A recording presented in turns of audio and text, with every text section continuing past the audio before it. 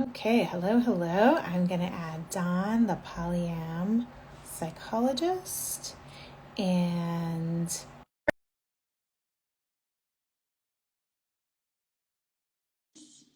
and we are talking about loneliness as it relates to femininity and masculinity. I'm inviting Don. It's taking a second there. Sorry. Me trying to talk and also to invite people to come on. Okay, so we're going to talk about loneliness because I put out a post on Threads. I asked liberal men, like, is the loneliness epidemic like affecting you? Is it not affecting you? And the answers that I got were all over the place. And one would think that there was a sort of consensus in the responses, but there was not. So that was really interesting. And we're going to talk about that today. Don has a lot of good experience as a psychologist, obviously, as well as a polyamorous man, which I think is really relevant to today's conversation. So let's get him in here. Y'all know how it is. We need a customary 2 or 3 tries. There you are. I'm so sorry. Today has just been a thing. Yeah, I agree. I agree. It must be that Scorpio full moon from Monday still giving us a nudge. If you have an explanation, I'm happy to go with it because I sure don't know what it is. Can you hear me okay? Yes, I can hear you great. I'm always happy to make up an explanation in lieu of a good one. So I was trying to kind of introduce the live, right? We're talking about loneliness and kind of like as it relates to like feminism and as it relates to masculinity, but sort of as it relates to like polyamory. We have a lot to synthesize today. We're happy to And get to all of it. yeah, well, I saw how this all started because I saw your post on Threads and I saw the absolute like stampede of people coming to talk. It was really surprising. So for anyone who doesn't know about the Threads post, I basically just asked, okay, liberal men, what's going on with the loneliness epidemic, right? Basically.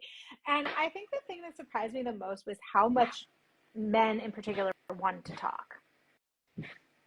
Like they wanted to talk about what their experiences were with being lonely or not being lonely and why they thought that was or wasn't, right?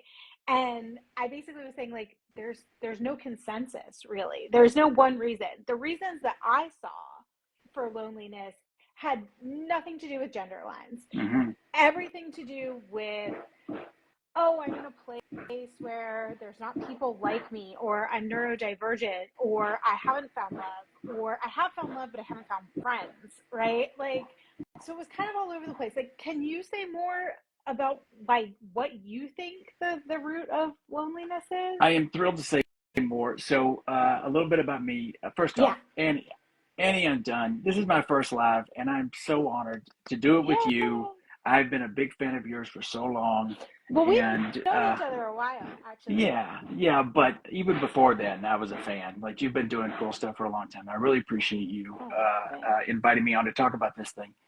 I am a polyam psychologist. I am actually a psychologist. I'm a research scientist at Columbia University. I was tenured a few years ago.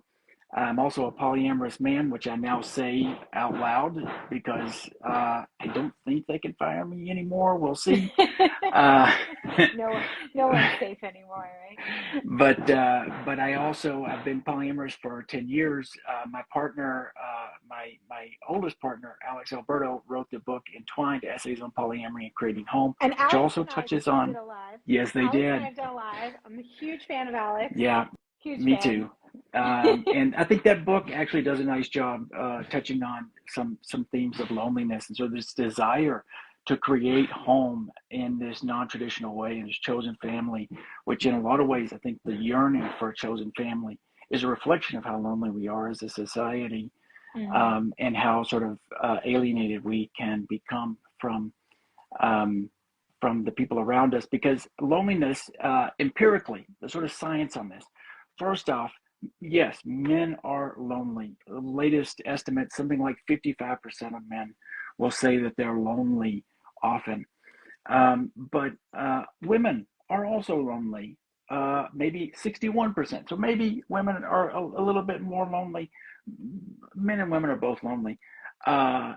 Gender non-binary folks or other folks on the gender spectrum, perhaps even more lonely given uh, the social stigma and sort of social barriers to connection that they face, uh, particularly in places that aren't sort of like blue havens or whatever, and all the attacks that they're seeing these days. Mm. So the whole world, apparently, at least this country, is lonely. 330 million people in the country, all fucking lonely. Just lots of people lonely, and we kind of know the reasons. Like we know, listen, we know predictors. Okay, so gender not a terribly good predictor because both all genders are lonely. So, But some of one question before mhm. you move on. Why do you think that there's so much focus around the male loneliness epidemic, right? Like, Mhm. as opposed to like, I was a stay-at-home mom for years, right? Very lonely. Nobody gave a shit. I cried every day, Yeah. right? For like 4 years. Everyone was like, you look so happy, right? So, I mean, so what do you think is the reason that there's a focus on Yeah, I mean, anything that affects men is going to be a focus, right? Like that? that's what I it mean, is I to don't be in understand it. patriarchy, right? Yeah, yeah. Uh, that our society is structured that whatever matters to men, we have to. Everybody has to hear about it, and by God, do something about it. And we're going to put some resources toward it. I think the reason we're hearing such a loud focus on it these days, and one of the reasons that so many people jumped on your thread, is because a lot of the kind of propaganda that's been coming out of the far right wing sort of manosphere, um, to sort of give credence to some of the political and rhetorical goals of the sort of right wing manosphere has been, you have to start with, look, we're hurting so much. And that's why we need women to lower their standards. And that's why we need women to submit to men. And that's why we need women to agree to sort of patriarchal versions of marriage in which they tend to our emotional Mm. needs. And if you don't, then we're going to, win the presidency and put a bunch of incels in charge, um, is the feel of it. Yeah. I mean, I think for me, like, I've felt more of a sense of urgency around loneliness, like, as it relates to feminism. The first thing I did when Trump was elected was I went back and read all of Bell Hooks' literature on feminism and the will to change, which Mm-hmm. if you haven't read that, that's really, really good. It's Fantastic. also informed by the work of Terrence Real. I've actually done Terrence Real's intensive with my That's ex-husband. so So cool. I'm a big fan of his work as well. But I I didn't want to get into a place where I was like, I'm hating men or something like that, right? Mm-hmm. And I'm a non-binary person, but I love Mm-hmm. men. I also love women. But whenever I suggest like supporting feminism means that we have to have men as allies or that men are victims of patriarchy as well, I get a ton of pushback on that. People get really angry. Women get really angry, right? Mm-hmm. And like, it's not that we don't hold men accountable, but like, if we genuinely love men, if we genuinely want to raise good sons and we want to love men who love us back, right? We have to acknowledge that this is part of the relationship. So what do you think like is the thing? How do we come together on this? Yeah. Because feminism is an issue that affects everybody in the same way patriarchy affects everybody, Mm-hmm. right? Mm-hmm. Yeah. There's so much hurt. I think there's a real underappreciation for how much people are walking around with trauma histories that are extensive, be that trauma experiences in terms of violence perpetrated by men, whether that's sort of relational trauma that men have experienced that they're bringing with them to these to these interactions.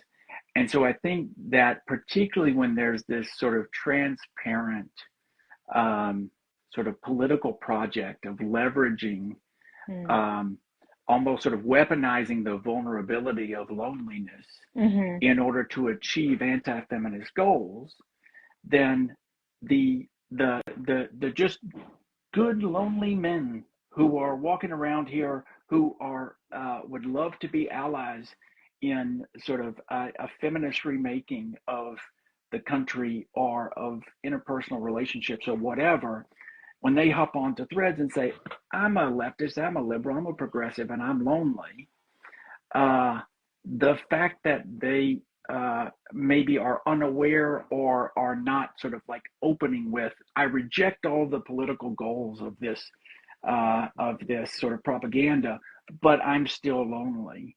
I think you Mm. see women hop on and be like, "Shut up!" Yeah.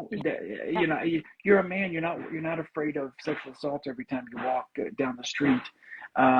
You've probably not experienced the same type of daily fear and anxiety that's truly rooted in actual threat.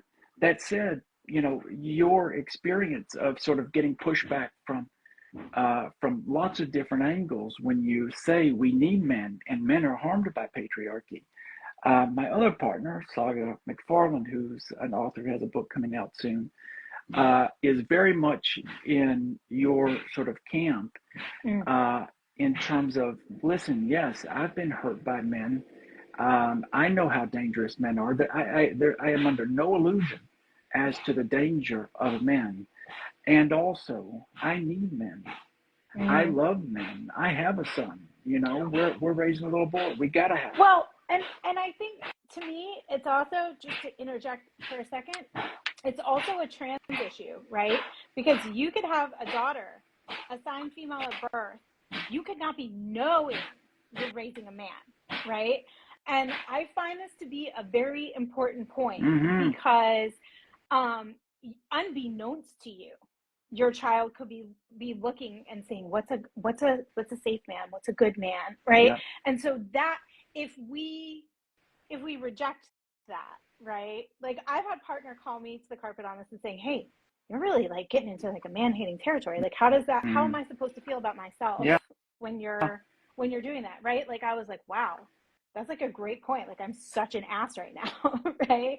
um and I think that we have to be able to have, and it's the same thing that I say like about polyamory, right? Like, when we get into these things where we're like, this is the only right way, this is the only right way to Mm-hmm. do it. It's like, we have to hold the nuance on the subject, right? On the left in general, right? I see a lot of distinction now. It's like, I'm a liberal. Oh, well, I'm a leftist. I'm not a liberal. Like, I don't give a shit, okay? Like, I don't care where you're falling on the spectrum. Are you with us? Because it takes all of us doing it. Like, my new thing was like, I'm not going to criticize anyone on the left for Mm-hmm. doing it the way they're doing it. If you're Mm-hmm. angry, be angry. If you're sad, be sad. If you're marching, march. If you're boycotting, boycott, right? Like, taking some of all of it. Um, but somehow that seems hard to do because we really seem very bent on dividing ourselves, which is Mm-hmm. leading to more loneliness. Yeah. Yeah. I was reading, I was sort of preparing for this, and I was reading the latest systematic review. And meta-analysis, taking all the studies that have been done on a topic and putting them together. And it was a meta-analysis of the interventions to reduce loneliness. Mm. And what they found was it has nothing to do with being around more people, because lots of people are around more people and are lonely. And this is going to get back to your point, I Yeah, promise. yeah. But what they found was that there's a cycle that happens for people who are lonely, in that they begin to develop these sort of cognitive biases around social interaction, Mm. such that they become hyper attuned to negative social information, so sort of social feedback about Which is themselves, like a which hallmark of depression as well, right? so I mean the whole, and it's also a piece of anxiety. All these Mm. overlap so much, and so they start to avoid social interactions. they start to take away from the social interactions they do have, negative information they ruminate over, and this is a negative cycle. Now, imagine this happening on the internet all the time. Right. Which is very easy to find. So easy to So find. easy. And what we do is we sort of, well, we don't want to just take it and take it and take it, we give it back too, and there's this sort of lack of filter that happens. And this is where most of our social interaction is happening online, and we don't get the sort of fullness of what humans expect from the sort of healthy feeding of our interpersonal nature that comes from being physically with someone, being able to read all the cues, being able to smell them, being able to, that's what we were built for, and we're not getting it. Yeah. I mean, but we talk about like how, and especially you talk about, which I really like, is how polyamory like subverts some of these narratives, right? That these become like our societal myths, like masculinity, right? Or monogamy. And I found, I mean, I always think that polyamory is an incredible growth mechanism, right? And it really pushed me to reevaluate the concept of like relationships and safe men and masculinity and gender and sexuality and all those great things. Have you had a similar experience to that? Because for me, like, I think that in a way, almost like it pushed these concepts for me, which has also like raised the bar, which has also made me more lonely, ironically. Right? like someone will say something, I'll be like, "Ooh, I don't think we can be friends. I don't think they even know what non-binary means." Like, it's like, so like, how do we, first of all, how's that been your experience? And then like, how do we find, how do we bring that together to find the people who don't trigger those negative interactions and drive us to isolation? You can hear my accent, right? I grew up a Southern man, cis man, with a lot of the markers of masculinity and a very clear story of what it meant to be a masculine man, and very clear consequences to not living up to that ideal. And so for me, when I first was invited into a non-monogamous relationship, I was intrigued. I was interested in the upsides, had no idea how I was going to deal with the downsides, which for me at the time were metamors. Anybody else who's dating my partner, I was definitely challenged to have to grow through some of the masculine training I'd received, and nothing gets you there faster than quote unquote sharing a partner with another man, because that's the ultimate in that's where so much of the violence we see coming from men in intimate partner relationships is through jealousy, perceived or actual sort of behavior on the part of women and non-binary folks. So yeah, I think polyamory challenges toxic masculinity in powerful ways.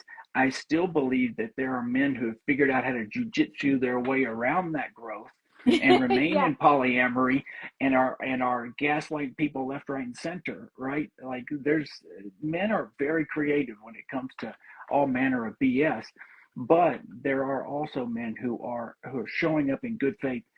And I believe strongly that polyamory is one of the routes through which we can invite men in to be held accountable, yes, but also just to be held, right? In order for men to change, we gotta be held. Yeah, I think for me, it really softened me up in terms of seeing men in a more vulnerable way. For sure. That was skyrocketed me through that. I mean, I think it radically changed that idea. I was like, oh wait, no, masculinity for me is like reciprocal, kind, tender, right? Those weren't things when you're in your 20s and heteronormatively like, oh, let's make a family. It's like, does he have, is he strong? Is he like, brutish? Is he a job? Like those things I don't even think about now. I don't even associate those with masculinity at all.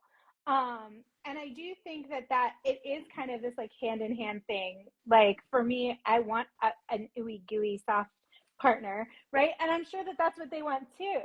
But I think that getting to that like took a lot for me as a person, and I had to look at myself, you Yeah, know, and my own participation in that, which I think is a really tough conversation, right? Because again, a lot of nuance and ton of nuance. it's difficult, but what ultimately kind of world do we want to see when it comes to community and building kind of strong relationships and strong interwoven, I guess, interconnected and interdependent webs of people in our lives. Can I say something? There was somebody in my life when I was in graduate school. Her name's Dr. Mary Alice Mills. We were graduate students together. She was like the feminist missionary who converted me. Okay, Mm. she dealt with my BS and all my terrible opinions and terrible takes and terrible instincts that I brought with me from the South. And she sat there calmly, quietly, lovingly, giving me books to read, soft, easily challenging me, and sticking with me because I was showing up in good faith, trying to understand her perspective. Mm-hmm. And I wish we had a sort of cultural name for this role because not everyone's suited to it. There are Yeah. people who have so much trauma from men and so much BS from men and just characterologically can't do it, can't put up with their asses. But there's some special sort of substrate of woman or non-binary person who is willing, able, and capable of doing the work of holding men through the what it takes to get there. And I also say I got I had to end comments on a TikTok where I suggested, hey, white men who have the privilege, can you give a hand up to those who need it, right? I mean, this is also a very triggering notion for a lot of people, but other men have to do it too, Got to. right? I mean, and that's why I was so excited when you opened your account. I was like, tell the men Donna has an account. Somebody tell the men. Because one thing that I find very consistently, the very open-hearted men who follow my page, which, I don't know if people know this, only 23% of my following is men. It's very small It compared is to the larger 70 than I thought, though, so that's pretty good. of women who follow me. And I guess we don't have an accounting of non-binary people for that on Instagram, but they're always asking me, where do I go? Mm-hmm. Who can I look to? How do I like, you're great, nothing wrong with you, but I don't think you quite understand the experience that I'm having, right? Mm-hmm. And so I think that that's also is important. And Ready for Polyamory says hers is only 18% men. So I mean, I think it's also good to have like role models, and I think you're right. I think we need ushers, right? Feminist ushers who are willing to kind of do that work. I'll do it on a case by case basis. Sure, that makes sense to me. Case by That makes sense case. to me. If you show up and you want to talk about it, I'll talk about it with you. But I also don't consider myself any sort of expert, right? Like, I highly recommend bell hooks to everyone who wants to learn anything about, masculinity and feminism and things like that. And what is this? Daddy issues. Oh, who wrote this? That is Catherine Angel. Fantastic. I also wanted to show, obviously entwined, right? Yes. Essays on polyamory and creating home, but also. You can also read. I wrote my book of essays on polyamory. That's right, and that is available now. Available also. Oh, I love her zines. I've also read both of those. Love Without Emergency actually really changed a lot for me. I highly recommend that one. And I took her class on how to make zines, and that was when I wrote my zine of poetry. Get for anyone out who's of here. interested You're so in that. connected. Yeah, you have all the coolest. You find all the coolest people. I mean, it's a small community, right? So this is like such a broad topic. We'll have to maybe do like another little another little live I'm or always down. something, because this topic is endlessly fascinating for me. And I mean, you know, I'm always interested in how can we be more interconnected with one another, less lonely, and Yeah. you know, and also I think in this political moment, you know, less divided overall. People want it. Because I think, yeah, I think that what people really want is connection. And if anybody has any questions, they can also feel free to leave it on the replay of this, and we'll answer them Sure. as they come up. So, thank you for your time today, Dawn. I hope everybody follows you and watches your videos. They're so rich and full of amazing advice, as you have so much knowledge and experience. You're very kind. I appreciate this opportunity. I had a blast with you, and I will do it literally anytime you want. Yeah, absolutely. Okay, awesome. Well, I guess we'll say goodbye for today. Goodbye to Instagram, and I hope to see you soon. Absolutely. Bye. Bye.